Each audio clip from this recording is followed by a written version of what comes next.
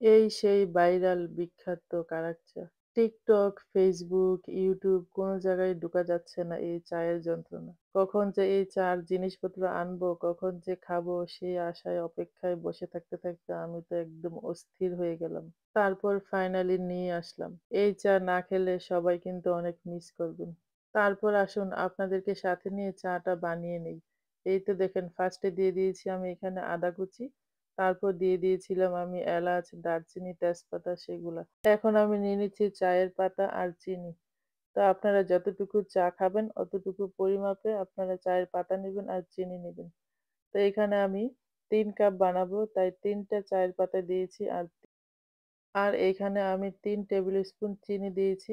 তারপর এখন আমি দিয়ে দিচ্ছি এই যে চায়ের পাতাটা, তারপর চিনিটা। এখন একটু নাড়াচাড়া করে মিক্সড করে নিচ্ছি।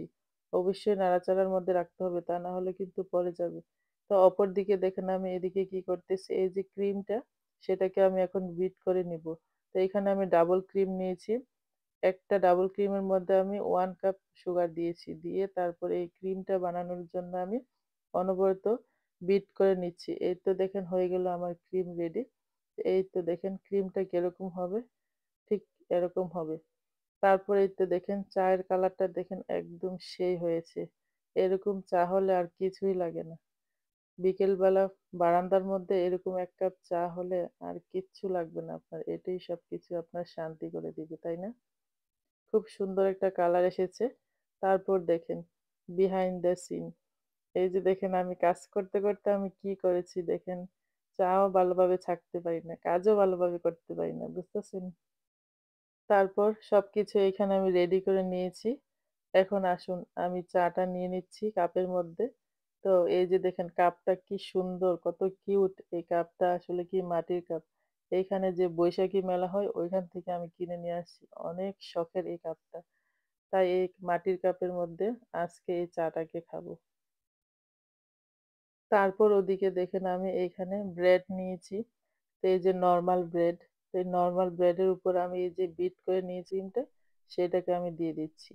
তো চারিদিকে একদম সমানভাবে খুব সুন্দরভাবে আমি ক্রিমটা দিয়ে সেট করে নিবো। এই ক্রিমটা দিলে নাকি এটা খেতে খুবই বেশি মজা লাগে।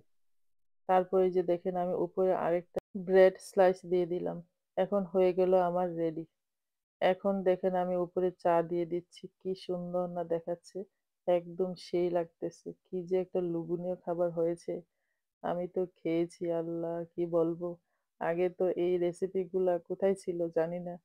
আসলে কি দুবাইয়ের মানুষ তো অনেক মিষ্টি খায় বেশি। ওরাই এত কিছু বের করে কিছুদিন পর, পর দুবাই চকলেট, দুবাই কারাক চা, এটা সেটা।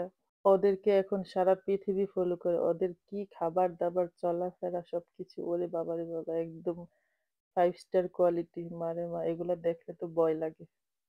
যাক ভাগ্যিস এইখানে আছি আলহামদুলিল্লাহ। তারপর এই তো দেখেন চা তো আমার রেডি। সবকিছু তো একদম রেডি করে নিয়েছি। এখন খাওয়ার সময়।